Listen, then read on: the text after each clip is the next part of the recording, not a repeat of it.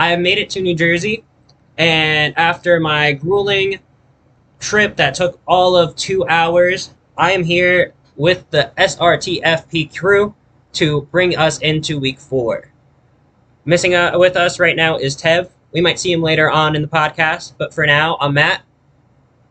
I'm Charlie? Zach. Oh no, we messed it up. Fuck! God damn it! I usually go second. Yeah, no, it's true. I always say go last. Yeah. You gotta All be right, our Matt. We gotta caboose. redo this again. All right. I'm Charlie. I'm Zach. And without further ado, we're going to get right into the sports world. And before we get into our week 4 matchups, there's something happening adjacent to football in the basketball world that I wanted to bring to our attention. Dame Lillard off the Portland Trailblazers and on to the Milwaukee Bucks with NBA champion Giannis Antetokounmpo, Chris Middleton, Brooke Lopez, and Charlie. As our resident Portland Trailblazers fan, I wanted to get your thoughts first. How are we feeling about Dame being gone? I just want to say that, I don't know, God forbid, Damian Lillard ever listens to this. I want to say thank you, for all the memories that you gave me since when you got drafted to the NBA. My first, my first memory of you is when you hit that game winner in the playoffs. The first time the Blazers won a series in, I think 17 years off that game-winning 3. All the memories you had against Paul George in the playoffs, Damian Lillard going nuts in the bubble, and just a lot of the high-scoring matchups that he had. He had 70 last season, a bunch of 60, 50-point games. And the duo with him and CJ, it really made me love basketball, especially going through the 2010s. That's when I really started watching basketball. But for the trade side of it, I think the Blazers got a pretty solid deal. They got Ayton, who's a very good young center. I think he just hasn't been really coached well. He never really got along with Monty Williams, who's now in Detroit. Drew Holiday, who we're expecting to flip to get probably a little bit more maybe younger talent and maybe a draft pick. We also got three first-round picks, 2 pick swaps, and an unprotected pick in 2028. I wish we really got more draft capital, but it is what it is. I just want to say thank you for all the memories, Dame, and I wish you nothing but the best in Milwaukee. Thank you, Dame, and happy trails. I was, at first, a OKC Thunder fan. Thank you. I'm glad that didn't go unnoticed. I grew up at the beginning, before Harden was traded to Houston. Then I kind of followed Harden to Houston. I've always been a bandwagoner in the NBA, never going to change. But my first team that I really followed was that early iteration of the KD, Russell Westbrook, James Harden, OKC Thunder. And while my allegiance kind of shifted, I always followed the Thunder, especially when it was still KD and Russ. And who gave them the most problems, especially Russ, other than, once again, Dame. We just saw shot after shot. I don't think we've seen anyone be able to hit those types of shots with that level of consistency besides really Steph Curry. I feel like he has gotten overshadowed by what Curry's done sometimes in the recent years, but Damian Lillard deserves his chance to contend, and that's why I'm happy to see him go over to Giannis and the Milwaukee Bucks, because this team is built to win. They needed to do something to keep that championship window open. It seemed to be closing. Didn't seem like they were going to make a big move this year to make it happen. With that being said, we're going to go right into a little review of the games that have happened since we last met up. Monday Night Football featured the Philadelphia Eagles and the Tampa Bay Buccaneers. The Eagles pulling that one out 25-11. And the Los Angeles Rams fall to the Cincinnati Bengals against all of our predictions, 19-16. How are we feeling? What stood out to you in the primetime games? I just want to correct you. Not all of our predictions. I was the only person who did take the Bengals. I just want to put that out there. I thought it was unanimous. Okay, Zach is the lone victor of picking the Bengals, while Charlie, Tev, and I do not. So, I stand corrected. Zach, I'm sorry. You were right. How did he see this one playing out? How did he prophetize this one? So, I was thinking more of a offensive showing on the Bengals side. So, I expected Burrow to kind of have his first big game of the year. Didn't come true. I mean, he was 26 for 49, had 259 passing yards with the interception. Not that great, but enough to get the job done against the Rams. It was a 19-16 game. Jamar Chase, 12 receptions, 141 yards. The team got it done. I mean, there's not much to say. It was a pretty ugly game outside of Jamar Chase. You had Joe Mixon with a solid 65 yards and a touchdown. Matt Stafford didn't look great, though. He had 2 interceptions on the day. So it was an interesting game. It was an ugly game. It was a very ugly game. Both those picks going to Logan Wilson, I might add. And I believe Matt Stafford ended up on his back 6 times with 6 sacks by the Bengals defense. So it was not made easy, and some questions might have come up about that offensive line again.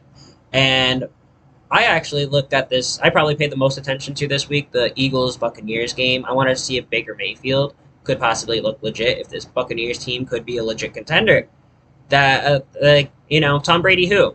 Maybe not that far, but the Baker Mayfield seemed to be very competent within his first 2 games with the Bucs. I did not see the same Baker Mayfield. Granted, it came against a very tough Eagles defense, but he threw for less than 150 yards. He had a pick that was picked off by Reed Blankenship that I saw televised pretty frequently throughout the week. I didn't think that was too awful of a throw. It was maybe a tough read, but he still had the same zip on the ball. And while I was very disappointed to see a different Baker come out this week, I think that I still have a lot of high hopes for this Tampa Bay Buccaneers team. Jalen Hurts didn't look too good against the Buccaneers defense. He threw 2 picks. Devontae Smith, I know he's dealing with some issues right now in terms of injury. He had a limited participation in practice. He ended up with 4 catches for 28 yards, while A.J. Brown kind of resumed his role as the number 1 receiver. 9 catches, 131 yards. So Eagles are still legit. They might not be as dynamic until Hurts gets it all together. He seems to not be hitting his stride as immediately as he did in year 1. But I think the Eagles are a legit team, and this was more a case of the Eagles winning and taking care of business, not playing with their food, than the Buccaneers really letting down. Mike Evans also having another touchdown in a nice game. 5 catches, 60-something yards. Shout out Logan Wilson for getting those 2 picks. It was kind of like a crapshoot type of game. Both teams' offenses looked mediocre. Puka Nacua looked like his first really down game. Jamar Chase looked great, but for the Eagles-Bucks, like I said, Baker Mayfield looked solid at some times, but he did have a tough time going against that Eagles pass rush and the Eagles secondary. Jalen Hurts also looked pretty mediocre. I think it's just natural regression because maybe like a Super Bowl type of hangover season. They're still solid. They'll still win, but there's going to be a lot of more turnovers going on around that offense. I wanted to get your thoughts, honestly, on the one game that we haven't looked into yet so far, talked about very much. The one that happened last night, the Lions-Packers game. What did you see in that one? I just saw that the Packers are basically beaten down. Their offensive line is kind of like Swiss cheese. No Bakhtiari, no Elton Jenkins, your 2 best offensive linemen.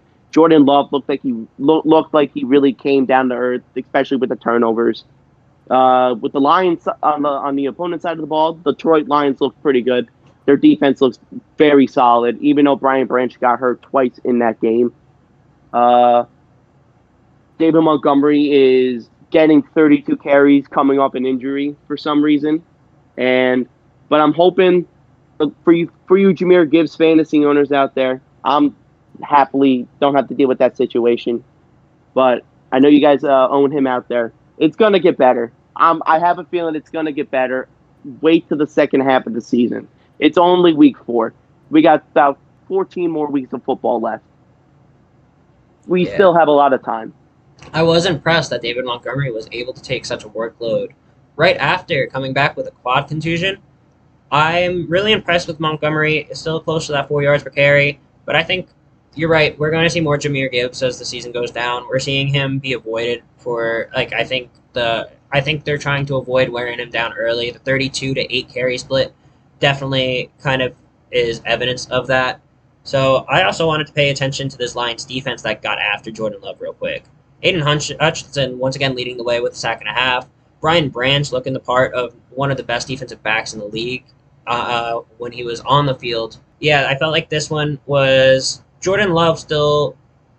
I think this one was kind of assigned to wait and be patient on Jordan Love, and the hype might still be there. I think there's a lot to be optimistic about in Green Bay, especially with the injury. Jair Alexander on the defensive side still out, as well as the offensive line not being 100%.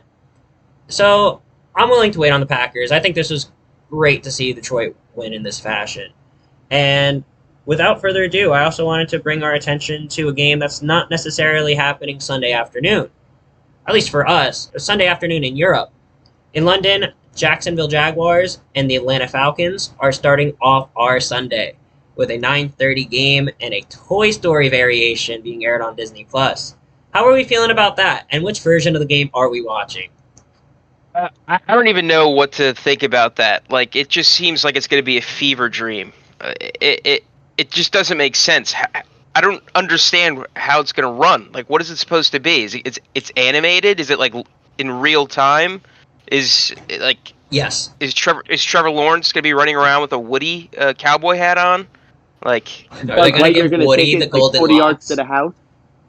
Buzz Lightyear running it up. Honestly, Buzz Lightyear could probably break 2,000 rushing yards in a season. I mean, that's a big dude right there.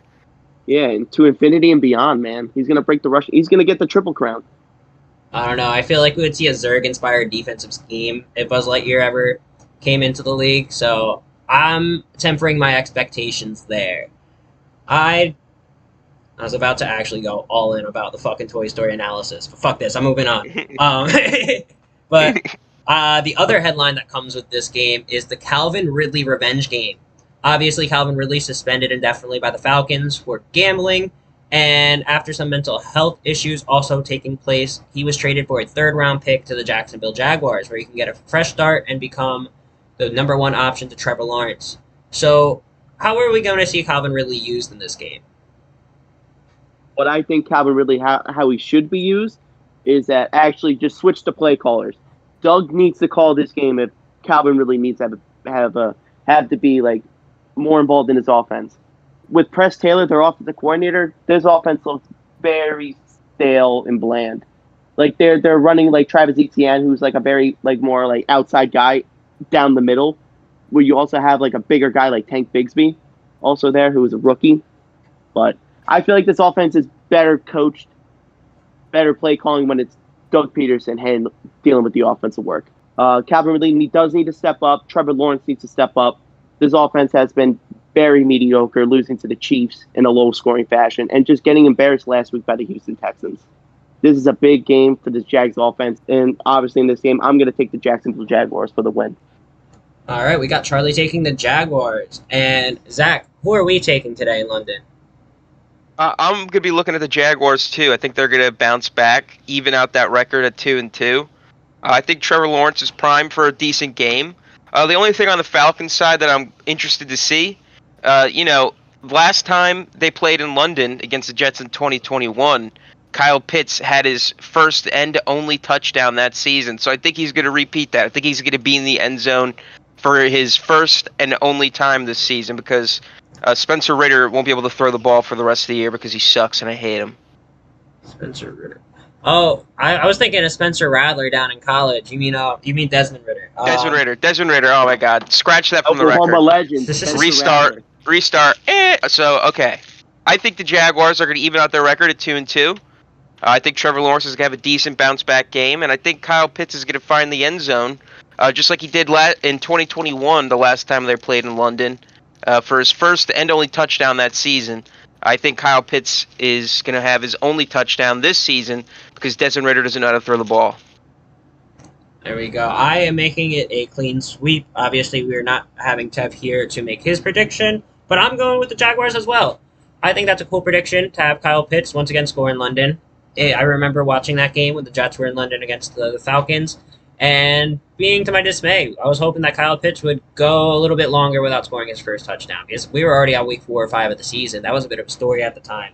So, without further ado, I'm giving you my vote, the Jaguars. I think Calvin Ridley goes off 100 yards, at least, maybe even 150. And I know that might not be a super special or bold prediction, but that's how I see the game going. Josh Allen questionable, but I think he ends up playing and getting a sack.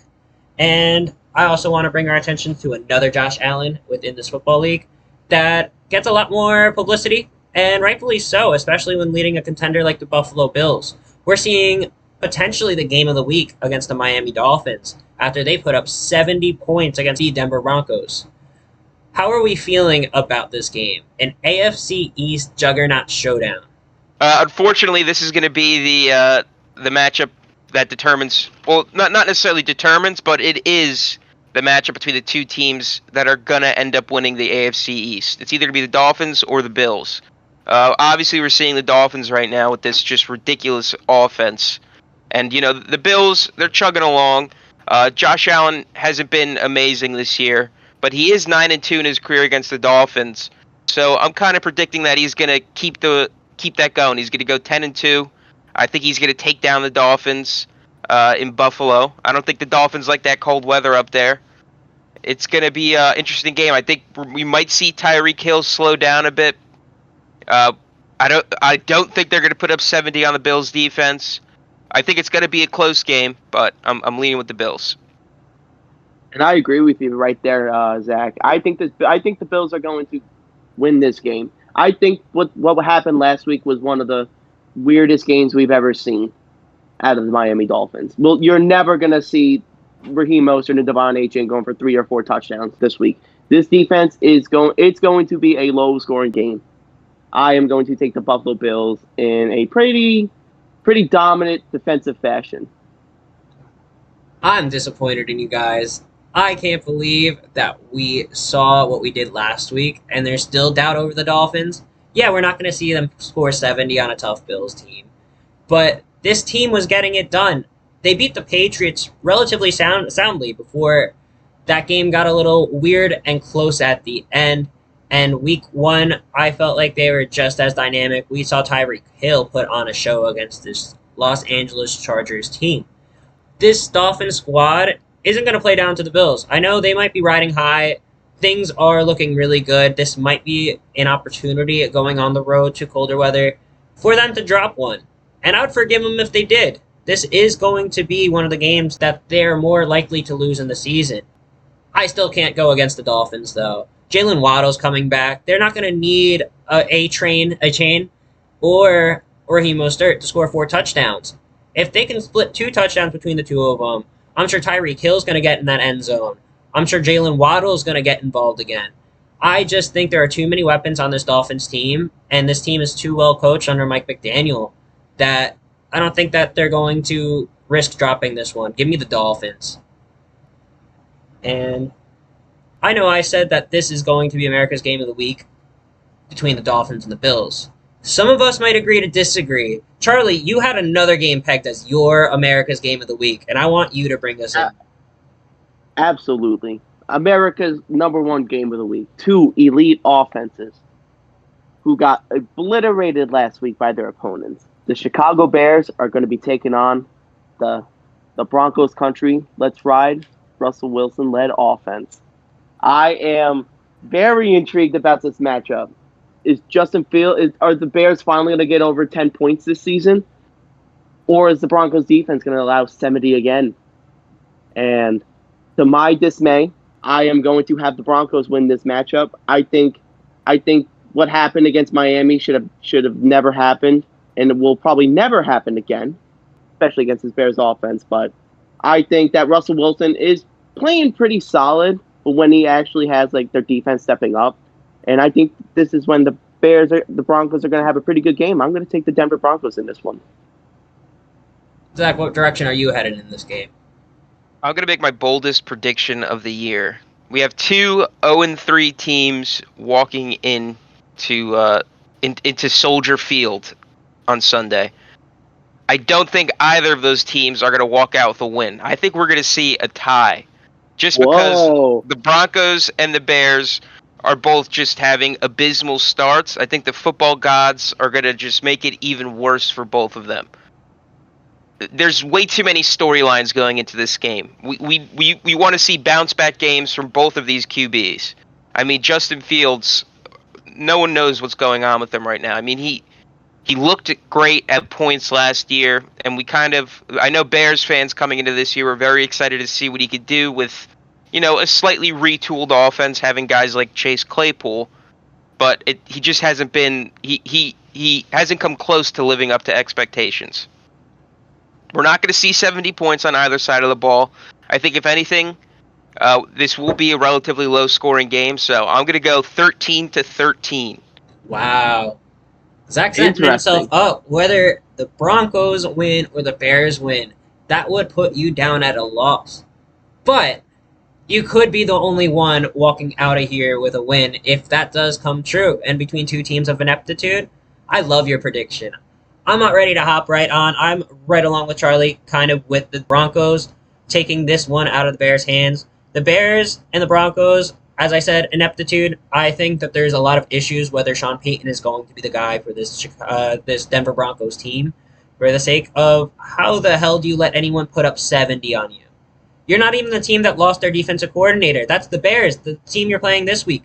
They lost their defensive coordinator in not too pretty fashion. I don't know what the hell's going on behind the scenes of former defensive coordinator Alan Williams, but it is not an honorable discharge. And I don't think that the Bears are going to be in a position to really challenge the Sean Payton Broncos. I think for as many question marks as we have about how this team is led, the Bears are led possibly even worse. Eberflus is 3-19 ever since becoming the head coach of the Chicago Bears. And at least Russell Wilson is clicking with his receivers. He's gone for over 300 yards in his last two games. I just don't see this chalking up to a Bears win. The Bears could dominate the ground game that torched the Broncos last week against the Dolphins. We see running backs like Roschon Johnson and Khalil Herbert, along with Justin Fields. Maybe they'll get loose. I just don't see it. I see this one also being relatively low scoring. Give me the Broncos 20-13. I have them taking an extra touchdown to avoid that tie before overtime can even start and before anyone subjects my eyes to that. Please don't go into overtime. This game should have been a primetime game. Make America so happy. No, I don't. Ow, that would hurt. I think we're gonna have a lot of pain on Sunday night just watching the Jets have to go up against the Chiefs under Zach Wilson as opposed to Aaron Rodgers. But we have a little bit till we get there. We'll come back to that. I got an interesting idea when it comes to Jets Chiefs tonight. What's when up? we get to that. On that note, we're going to move on to another. Who the fuck do I want to bring us to? All right. Who the fuck do I want to bring us to? Charlie, pick a team. Colts Rams. All right. Colts Rams are going to be the next team, the next matchup that we get into, because I lack a natural transition for this one. The Colts itched it out against the Ravens, a shorthanded Ravens team, but a team nonetheless that's competitive and contending. And the Colts went in there and got it done. Gardner Minshew might not be starting again this week. Anthony Richardson is fully participating in practice and could very likely see the field come Sunday. However, I just can't shake the feeling of this Rams team. I know they came out a little flat once again against Cincinnati. I know they lost against San Francisco in week 2. But this Rams team does seem more competitive and a lot less hopeless than the one that ran out on the field last year. They did take a few sacks. This offensive line definitely has had some struggles, and plenty of them, since Andrew Whitworth has retired and moved on to Amazon TV. But I really like the Rams here. This Colts secondary has held up, but a relatively nameless group. Kenny Moore is a solid slot cornerback. I just don't see them being able to keep breakout receivers like Tutu Atwell and Puka Nacua from contributing to the offense. Charlie, I was wondering if you have any similar thoughts there. I actually do. I think the Rams are going to win. I think last week was kind of a mulligan game. The Bengals defense is a pretty good underrated defense. They have very good defensive pieces like Dax Hill's a young player. Chidobe Awuzie, Logan Wilson, who had the 2 picks last game. But I think this is going to be a bounce back week for Matt Stafford. I think this is good. This is going to be a bounce back week in general, just for this Sean McVay led offense. Kyron Williams is going to have more work through the air and through the ground. Puka Nacua is probably going to get a lot more targets because their defense is a little bit weaker compared to the Bengals. Tutu Atwell is probably going to get a lot involved as well. And I think this defense is going to attack Anthony Richardson. They don't have their Quentin Nelson is not practicing so far for the last. I think today did not practice. And when you lose your best offensive lineman, your offensive line kind of falls apart. I'm going to take the Rams in a pretty interesting match. I'm going to say 21-10. Rams Colts. I think. Is Anthony Richardson supposed to come back yet? He's fully practicing. I'm assuming he's playing. All right, so if we're going to be looking at seeing Anthony Richardson coming back, I wouldn't be surprised if the Colts end up pulling this one out. However, I am going to have to lean with the Rams. I mean, the Rams have looked pretty weak to start the year, so it is a bold prediction. I believe their defense has been one of the worst in the league so far. However, I think I think this Sunday is the story of bounce backs. I think we're going to see the Rams bounce back. I think we're going to see Matt Stafford have a vintage Stafford game where he throws for 300-plus yards with multiple touchdowns. I think we're going to see Aaron Donald get into that Colts backfield. I think he's going to make Anthony Richardson's life hell coming back from an injury. I'm going with the Rams. Awesome. Actually, you are now the third person in this chat that has picked the Rams to win. So even though statistics and probability might say an Anthony Richardson-led Colts team will lead them to victory, Aaron Donald might not even have Quentin Nelson to worry about in that offensive line. So 3-0, Rams, all three of us. It's another AFC matchup I wanted to get into. One that featured the Cincinnati Bengals team that took it to the Los Angeles Rams with the half-legged Joe Burrow. The Tennessee Titans are now hosting this Bengals team. Can we see a bounce-back game for Mike Vrabel's crew that was only able to put up 3 points and Derrick Henry only accumulating 20 rushing yards against a tough Cleveland Browns defense? Or are they going to lose their second straight to an AFC North opponent? I think they're going to lose again. I don't think this Titans offense is good. Their offensive line looks like horrific. Andre Dillard is one of the worst starting tackles in the league. The run game is Derrick Henry kind of looks a little washed this year. This is the year that he's going to start regressing. Tajay Spears, I hope they get him a little bit more work, more efficient work. Traylon Burks doesn't look that great. DeAndre Hopkins looks like he's regressing. And it all is going to make it even worse this week when you're going against a Bengals team that's starting to bounce back slowly but surely. Because every year that Zach Taylor has been the coach for the Bengals, they've always started at least 0-2. And I think they're just going to start hitting that stride, especially this week, against a bad Titan secondary. I'm going to say about 30-17 Bengals win. I think we're going to see a Derrick Henry revenge game this Sunday. I mean, 20 yards, that's ridiculous. That's not something we're used to seeing from Derrick Henry ever. He's going to have to break 100 for me to be happy. He's going to have to get in the end zone at least once, but I'm feeling that he's going to get in there twice. I think this is going to be a Titans win, and I think they're going to win it on the ground. I don't think the Bengals are going to be able to hold back that Titans run game. Ryan Tannehill probably not going to have a great game. He's been looking iffy. I think he's finally going to start regressing as a Tennessee Titan, but I'm still looking at Tennessee to pull out the win. Wow, I did not think we would see somebody pick Tennessee today, but I do like your reasoning for doing so. I can never fully count out a Mike Vrabel-led team. I feel like he's kind of becoming like that Mike Tomlin-esque coach, where sometimes they drop some of the easier games, and then sometimes they overachieve, and they kick their butts. They kick the butts of a team like the Cincinnati Bengals that are fielding a quarterback, although a star is currently hurt. While I do see the potential for an upset alert here in Tennessee, Cincinnati, I think, is still going to get it done. I think Jamar Chase has locked in. He's going to carry Joe Burrow through this injury. I think that the Bengals receivers will make it easier, as well as Joe Mixon out of the backfield. This team has a lot of weapons right now, and if Burrow can just stay within that little dink and dunk offense that we saw him run to some sort of success against the Rams, this team will get it done, like Charlie said. They will find their groove. And for that reason, give me the Bengals in a close one. And moving forward onto that, I want to bring up two NFC South teams that have had some good moments this year and have had some bad moments. The Saints and the Buccaneers. I don't think anyone can get a good read on them.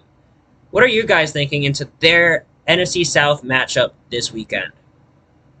I'll go first. I kind of like what I see from the Bucs. I'll start with the Bucs first. Is that their defense is still a playoff contending defense.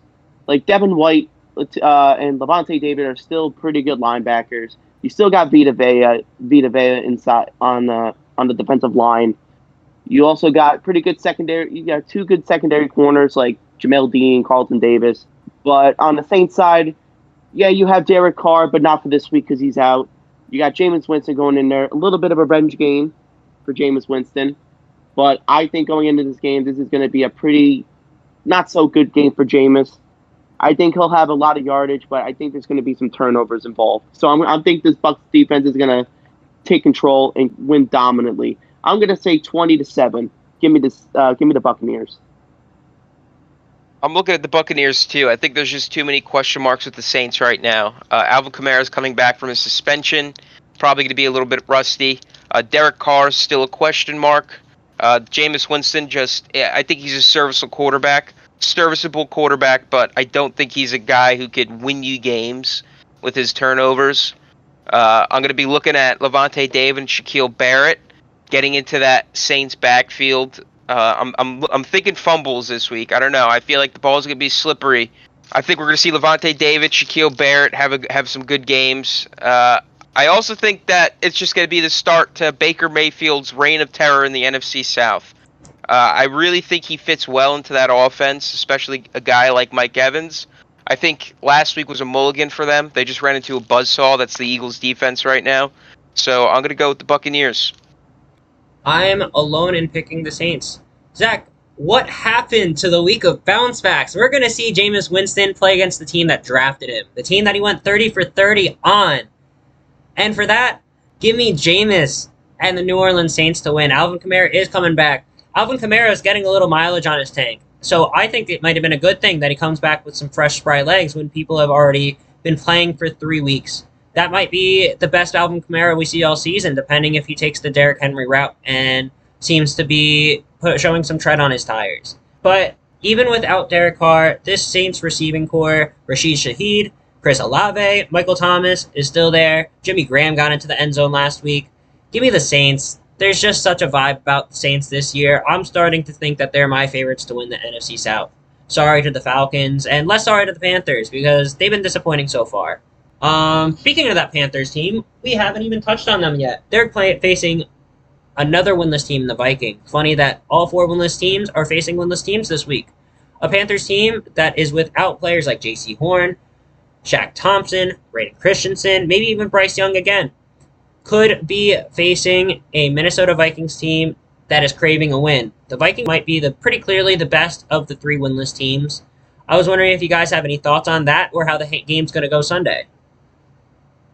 I think the Vikings being winless is just football. I mean, they're a team that clearly doesn't deserve to be winless.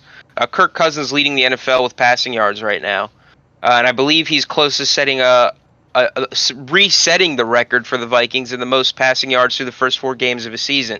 I believe he needs a little over 300 to do that against the Panthers, which I think will be pretty easy to accomplish. I mean, on paper, the Vikings are just simply a better team. I think Justin Jefferson, again, is just going to have a huge week. I think Jefferson's had over 100 yards each week in the season so far, which is probably why Kirk Cousins is also leading the NFL in passing yards. I think Alexander Mattison will hopefully look to break that 100-yard mark finally this season. I think we'll see the Vikings offense click a little bit against this weak Panthers defense. So I'm going to have to go with the Vikings. I agree with you right there, Zach. I think the Vikings are going to win. This secondary for the Panthers is pretty beat up. You have Bryce Young going back in there, coming off an ankle injury. And what you said about Alexander Mattison is that I don't think he'll definitely get over 100 yards. I think they're going to split the work. Him and Cam Akers are probably going to be like a 50-50 type of committee. I'd probably say the work leans more Madison, but I still think Cam Akers will get involved. But for this passing offense for the Vikings, I think this offense is gonna run all over the Vikings defense, especially Kirk Cousins. He will have probably the most passing yards in an NFL season for the Vikings through the first 4 weeks. Give me the Vikings in a dominant fashion. Sorry, Tev, if you're watching this. My heart really wants to go with the Panthers. We can't really be leaving Tev's team to the dust, 0-3. And you know what? I'm not. Give me the Panthers. Tev, I hope you're watching this because I'm taking your Panthers team. Yeah, they don't look good. Yeah, they've disappointed me after I came with some high expectations that they might be in contention for the NFC South. Even with Miles Sanders guarding that questionable, even with the aforementioned injuries, this Vikings team feels snake bitten. I just don't see them getting this ship righted this week. Justin Jefferson has been the subject of trade rumors. I think that's getting in his mind. He commented about it and echoed Zach's sentiments of some unfortunate matchups and unfortunate ball security issues kind of being the reason that they fall 0-3. They are clearly the best 0-3 team, but they're traveling on the road to this Carolina Panthers team that might even still see Andy Dalton as the starter. And if Andy Dalton looks half of the player that he did last week against the Seahawks, I think he gets this done. I think he outduels Kirk Cousins, even in the 1 p.m. time slot. Give me the Panthers. Interesting. Moving on to our last 1 p.m. time slot of the week, we're going to see the Philadelphia Eagles take on the Washington Commanders. Can Sammy sling it? Can Sammy stop sucking? Can Sammy secure this win on the road against the Eagles? Charlie? No way. Not the Eagles' defense just looks too good, especially against young quarterbacks that are pretty inexperienced. I'm going to take the Eagles in a pretty blowout fashion. No bounce back game for the Commanders. How about you, Zach? Any thoughts? No way. I guess I really did want this to be the bounce back season, but I'm going to bounce back Sunday for this week in the NFL. But I'm going to contradict myself again here. The Eagles, like I said earlier, they're just a buzzsaw right now. Any team that's unfortunate enough to run into it, finds that out the hard way. I think the Eagles are going to continue their hot start. They're going to be 4-0 after this week, kind of like how Sam Howell had 4 interceptions last week. It's going to look bad. It's going to look bad on the Commanders' part. I think people are going to start thinking if Ron Rivera is the right guy in Washington. And just as much, I think we're going to see another bad game from Sam Howell. I think this defense is just playing too quick, too high of a level right now for them. So I'm taking the Eagles in a blowout victory. I love that. And I think that this is such an unfortunate matchup for Sam Howell. I think he really does have the poise to be a starting quarterback in this league. I don't think it's coming against the Eagles this week. The Washington Commanders have one of the worst offensive lines in the league, have been getting Howell in trouble. 9 sacks last week?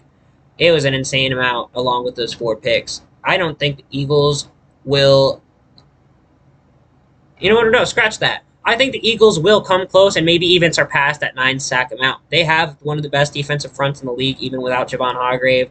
Guys like Derek Barnett, Brandon Graham, guys like Hassan Reddick, Jalen Carter, Hassan Reddick, Josh Sweat.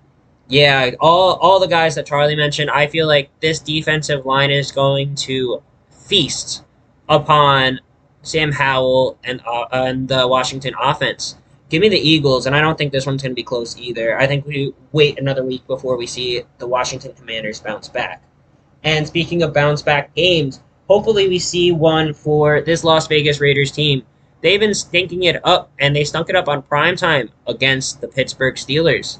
Now Jimmy G's been in the concussion protocol, and we might see the Los Angeles Chargers get a very good chance to get back to 500 after a very shaky start. Do we feel like the Raiders are going to take over this game and get themselves back on track, or is this another Chargers win? I mean, it's tough. The Chargers are the king of blowing winnable games. Justin Herbert is trying to flip that script. I mean, he put up a great effort last week. I think he's going to put in another great effort this week against a weak Raiders secondary. Regardless, though, I still think the Raiders might find a way to get it done. I think even if Jimmy Garoppolo doesn't play, Brian Hoyer, he's a serviceable quarterback. Don't be surprised if he comes in there slinging the rock. He's got Josh Jacobs looking to kind of break out of this slow start that he's been having to start the year. I'm looking at the Raiders this week. I am going to disagree with you there, Zach. I think the Chargers are going to go in there and win pretty dominantly.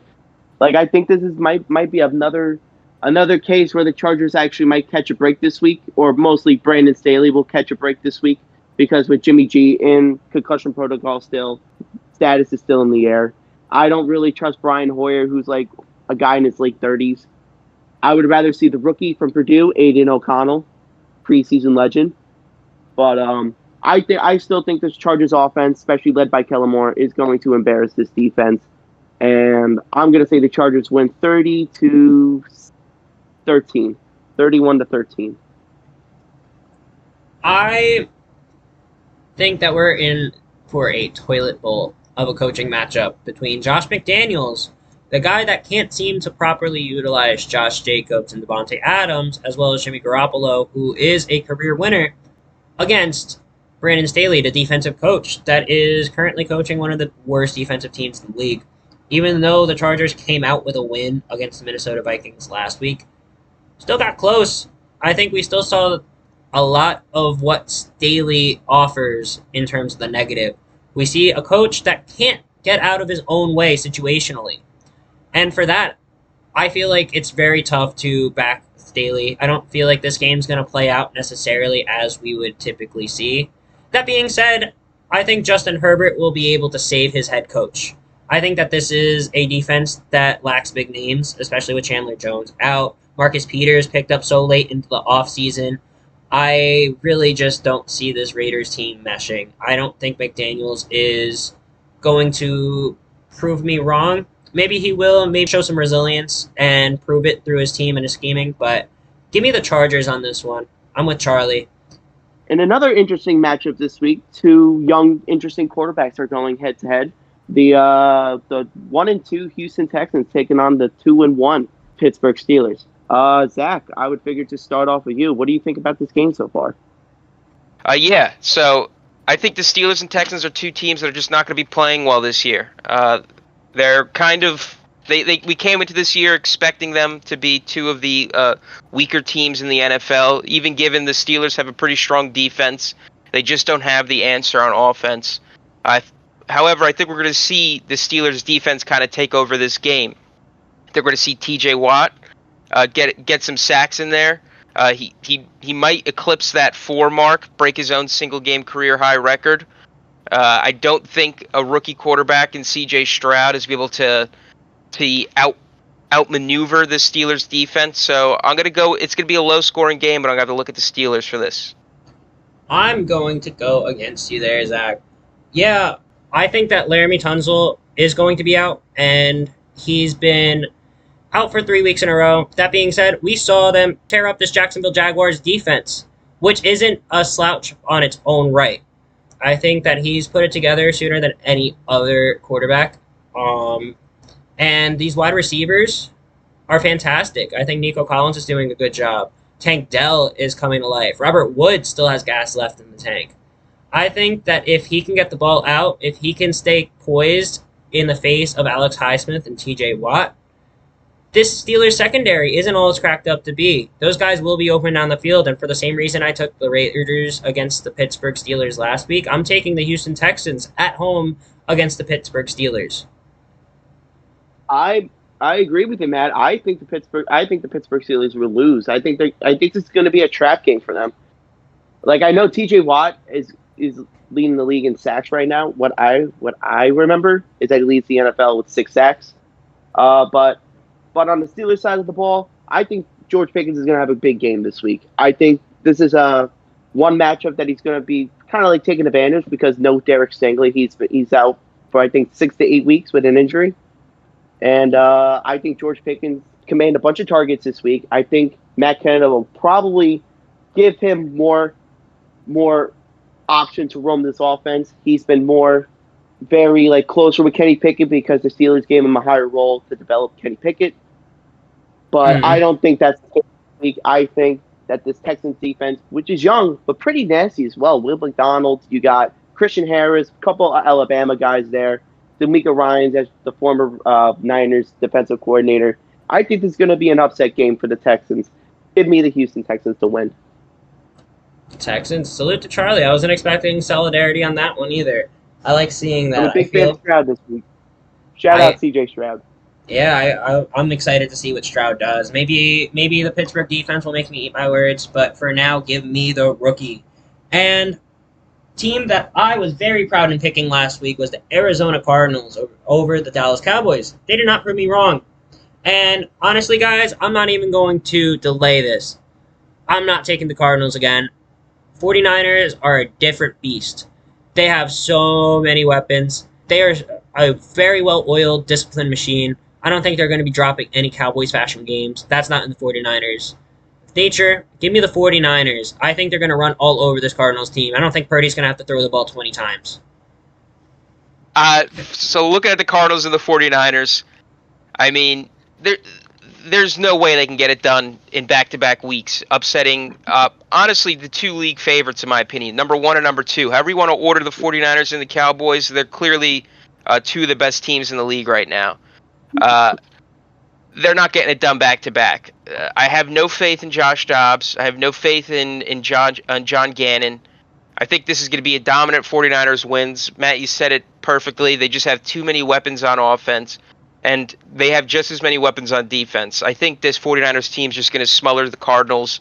I wouldn't be surprised if the Cardinals aren't able to eclipse 75 total offensive yards. So I'm taking the 49ers in a dominant victory. I think it's going to be a clean sweep as well. I think the 49ers are going to go in here and basically dominate. Gannon's going to have no shot against this offense. Brock Purdy's one of the smarter quarterbacks so far, just being as a field general himself. But I really have nothing else really to comment. 49ers masterclass. Right. No, I could definitely have, praise up Brock Purdy's awareness and how he looks, and I think one of his greatest talents is his ability to avoid mistakes. That being said, this game should not need much more conversation behind it. I think this game speaks for itself. I'm with you guys this week. No showmanship, no silly picks, but maybe a silly pick. I'm taking the Patriots over the Cowboys. I don't think the Cowboys are going to lose. I think they're going to go 2-2.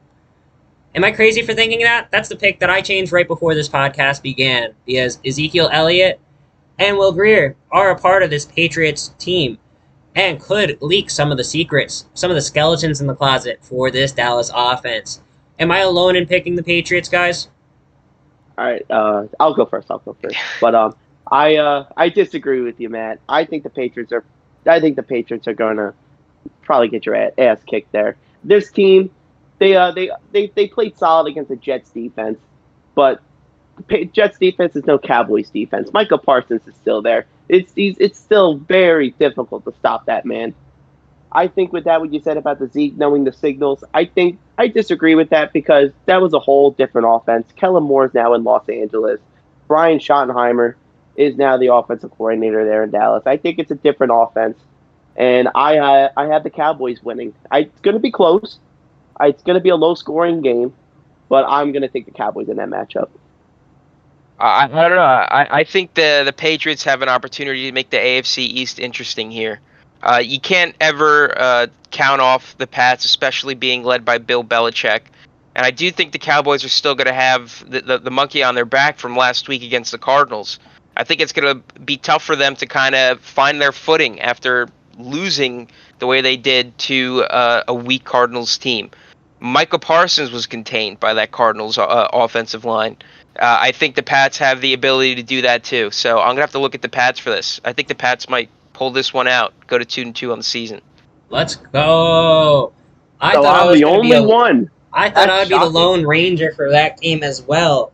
I might have deserved it with the Carolina one. I don't know if I'm truly feeling that one, or if that was just truly a solidarity pick with Tev. But I'm rocking with the Panthers, and there is one more game for us to cover before we look at that Monday night matchup between the Seattle Seahawks and the New York Giants, which we will probably cover more so on Monday in our Week 4 review. That being said, our last game of the week to cover, Jets-Chiefs. Zach Wilson is leading the way, not Aaron Rodgers in this Sunday night primetime matchup. What a disappointment. I'm very angry that this team is not showing off in its best fashion on Sunday night. Everyone's going to watch us probably embarrass ourselves and wet the bed on national television. Do you think there's any hope of that not happening? Can Zach Wilson maybe prove some doubters wrong, including Joe Namath? I mean, this game has trap game written all over it. The Jets defense is, while they're not playing at the level right now that they played at last year, where they were regarded as probably one of the best, if not the best defense in the NFL, I still think that this defense has the weapons and the ability to contain even an offense like the Chiefs. I mean, the Chiefs are lacking receivers. Even though Kelsey's back, they still don't have consistent options at the wideout position. I think that this game might buy Zach Wilson another week as starting quarterback for the Jets. It might not look pretty on the offensive side, but I think it's going to look beautiful on the defensive side. So I'm going 13-10.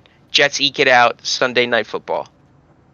Oh God, us Jets fans sometimes are so optimistic. And by the way, Matt, you said the Kansas City team wrong. It's actually the Kansas City Swifts now. Actually, my bad. You might have a point there because Travis Kelce's uniform has sold 400% more ever since Taylor Swift showed up last week. But point aside, continue. So I don't think this is going to be a trap game. I think this is just honestly going to be an embarrassment. Like, I want them to prove me wrong. I would love for them to prove me wrong and somehow, someway beat the Super Bowl champions. But it's no way. Zach Wilson looks so uncomfortable. The offensive line is looking worse day by day. We saw this in Hard Knocks as well. I just think this defense is going to get tired and they're going to let up big plays. This offense, the Chiefs' offense is known for big plays. Travis Kelce is going to cook the linebackers. You're going to have Sky Moore on these short routes. You got MVS down the field, Rashee Rice down the field. I think this is going to be an Andy Reid type of coaching masterclass this week. I think the Jets are going to get embarrassed. It's going to be a tough watch for me and probably for the three of us as well. I'm going to say the Chiefs in a pretty dominant fashion. I'm sorry. I hope you prove me wrong, Jets. I hope you prove me wrong. I'm right there with you, Charlie. I wish I could have the Jets in some sort of confident fashion. But I think they will look good defensively. I think they will hold the Chiefs to probably only under 24 points. But I just don't see our offense getting more than 2 touchdowns. I don't see us breaking 20 points. And until something else is the case, I just can't pick my Jets in a game like this. Give me the Chiefs. And like I said... I also want to say one more thing. Yeah, what's up? I forgot to mention that I don't get Nathaniel Hackett's play calling. Or the personnel that he's using. He's using guys like CJ Uzomah over like young talent like Jeremy Rucker, who has a lot of upside, especially as a blocker, especially someone that you could take like 5 yards on a go route, try to get him at least a couple of yards for a first down. I really like his talent. And Randall Cobb's getting used more than McCole Hardman or the rookie Xavier Gibson, who played very well in the preseason. I just disagree with Nathaniel Hackett's play calling. Hopefully he could turn that around this Sunday, but like I said, I don't think that's going to happen. Let's hope he does, because I can't watch much more of this on TV, and I know you guys have very similar sentiments. Zach, I understand and I respect the optimism, and honestly, from the bottom of my heart, I'm hoping you're the one that pulls out here, because it is heartbreaking. But the rest we will see on the other side of this weekend. Monday morning, we will be getting together again for our next podcast, and by Tuesday, it'll be out to you guys, going over what happened this week and looking at Seattle Seahawks versus the New York Giants coming up on Monday night. I wanted to thank you all for joining us again. We're going to be wrapping up, but the next time you see me, I'll probably be back in Florida, and Tev will hopefully be back with us. Tev, sorry you couldn't make it for this one, but I'm going to have to click us out this time. Thank you guys for watching. I'm Matt. I'm Charlie. And I'm Zach. Thank you for watching the Senior Roundtable Football Podcast. Now bear with me as I grab for my remote.